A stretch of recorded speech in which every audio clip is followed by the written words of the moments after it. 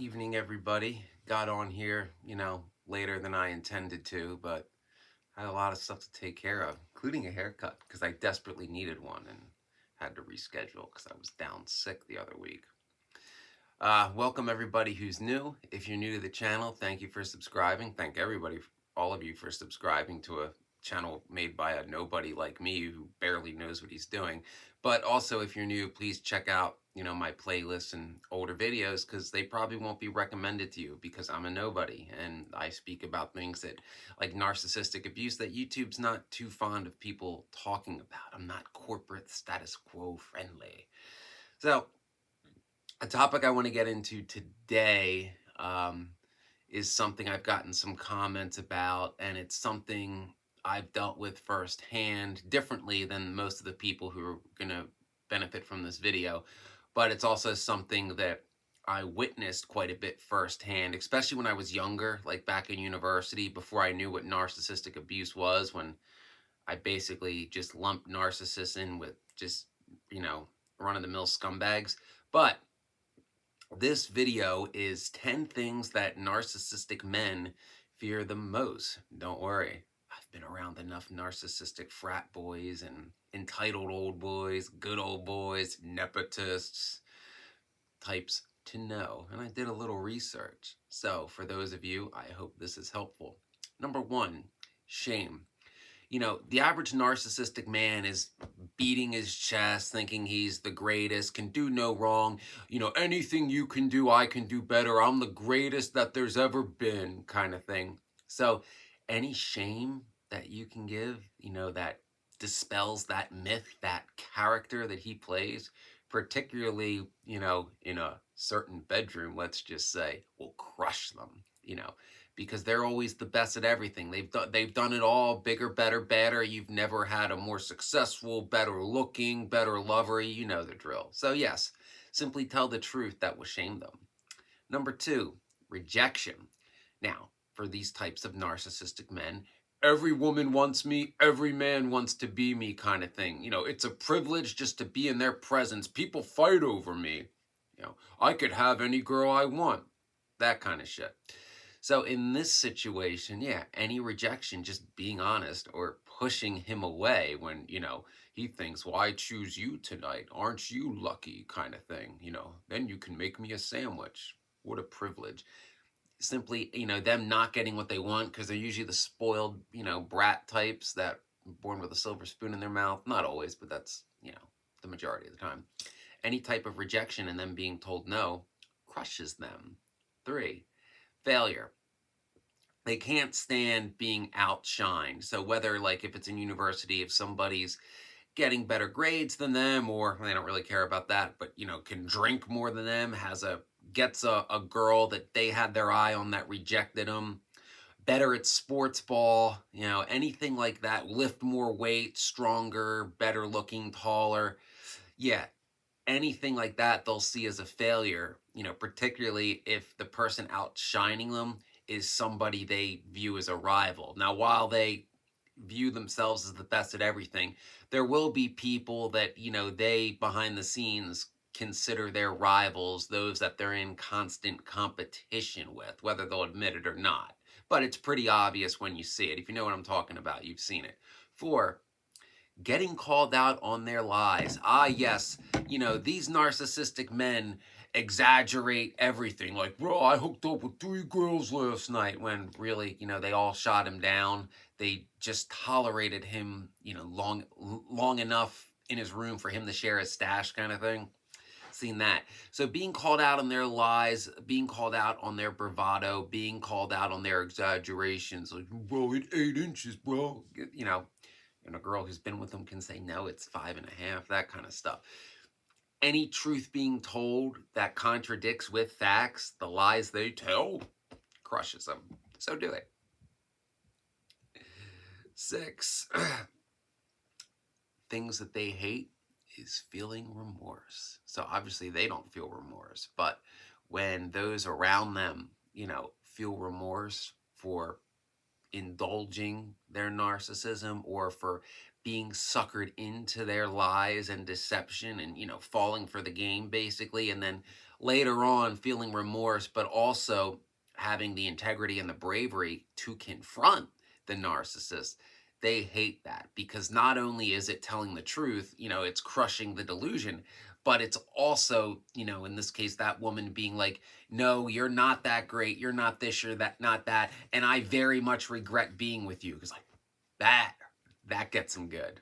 So if you do feel remorse, you have every right to tell them that and that they're not so great. Perhaps you will spare, the pain you're going through to future victims, which is one of the major reasons I would say why anybody in any type of abuse, be it narcissistic, sexual, emotional, bullying, hazing, should speak up and should out their abuser, because when the truth gets out there, that at least makes it can't undo the damage, but it at least makes it harder for them to get more targets the more that's known. And it helps your integrity too, because especially if you're an empath, you don't want others to suffer the way you did. That's why I spoke out about the bullying and hazing and retaliation I endured at the Arlington County Fire Department. That's why, um, people like Mike Rinder and Leah Remini speak out against the abuse they endured at the hands of Scientology. That's why Amelia Clark spoke out against the sexual exploitation she faced on the set of Game of Thrones in the early days. See a pattern? You do feel more empowered when speaking out. Just saying, that's my sidebar today. Number 7, this is a big one: public humiliation.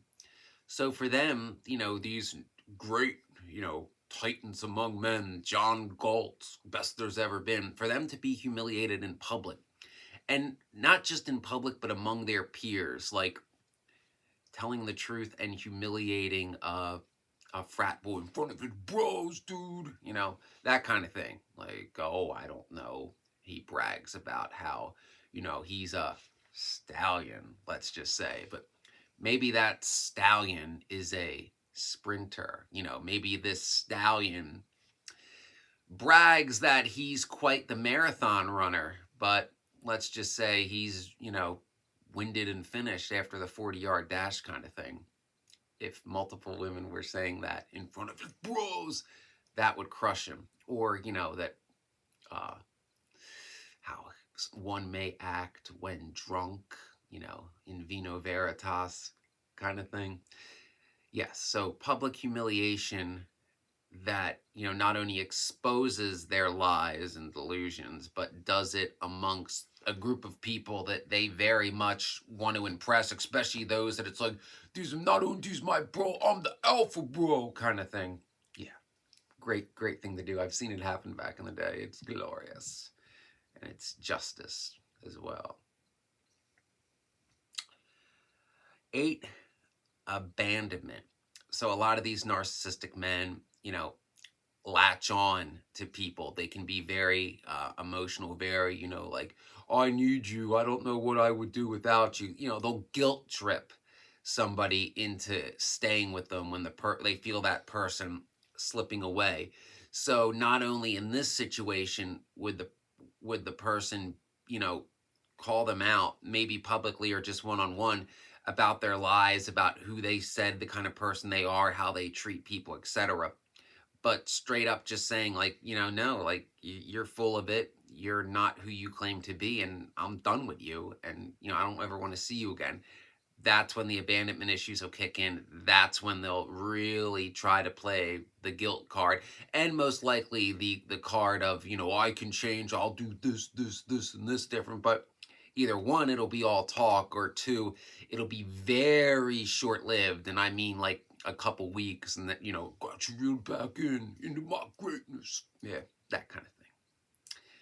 Number 9, being ignored. So these type of, chest thumping, alpha bro, narcissistic men love being the center of attention. As I said earlier, all women want me, all bros want to be me kind of thing. So when they enter a room, they expect to be the center of attention. In their minds, they're essentially A-list celebrities. Everybody looks up to them, So when they're not able to be the center of attention, they lose it, especially if the person getting attention is like somebody they, well, secretly fear, but like don't respect because they're the antithesis of them, like a introverted demisexual man like me.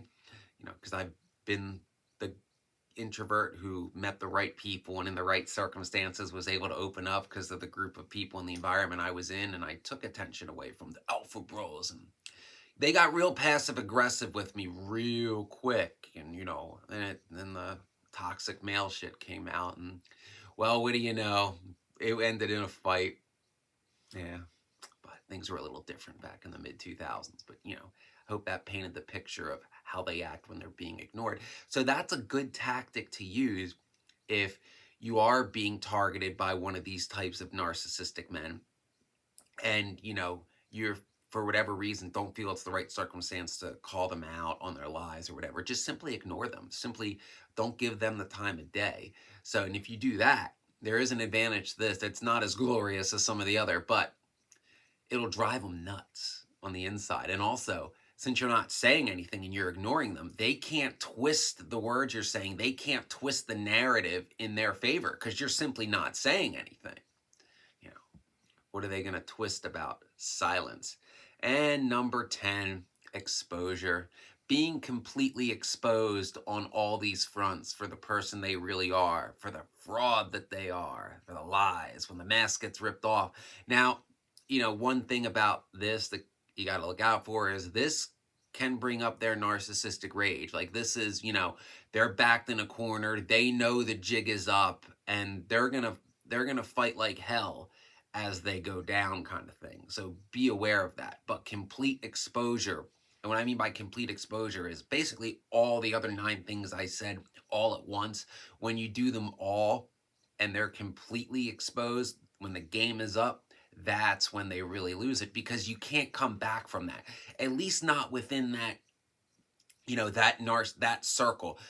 For them to continue their game, to continue their lies, to continue playing the character that they want to be seen as, they would have to relocate somewhere else and start all over again, because complete exposure, everybody in their circle at that time knows who they are. And not, when I mean exposure, not just the words were said and all that, but the people in the circle know that what was said is true, and they're not going to forget it, and they're not going to fall for the narcissist lies anymore. That's complete exposure. And that's really the best one can hope for with calling out a narcissist, exposing a narcissist, unless, of course, they've done things that would warrant law enforcement involvement. And then I highly encourage that, you do so, because they, do the crime, do the time kind of thing. So I hope this video was helpful for those that, kind of left comments hinting at this in the comments of other videos. Please trust your intuition if you think you're dealing with a narcissist. And remember to keep your integrity intact when dealing with them. Do not please them just because groupthink and peer pressure is pushing you towards it. It will be something you regret. It will be something that haunts you. And sadly, with narcissistic abuse, the damage is never truly undone. Well, thank you for those who kept watching to the end. Please like and subscribe. Check out my older videos, and if you think, I deserve it, you can tip me by hitting the super thanks button, or the links to Cash App, PayPal, and Venmo that are in the About section. Also, my Instagram and modeling portfolio are there if you care to take a look, and I'll be back tomorrow.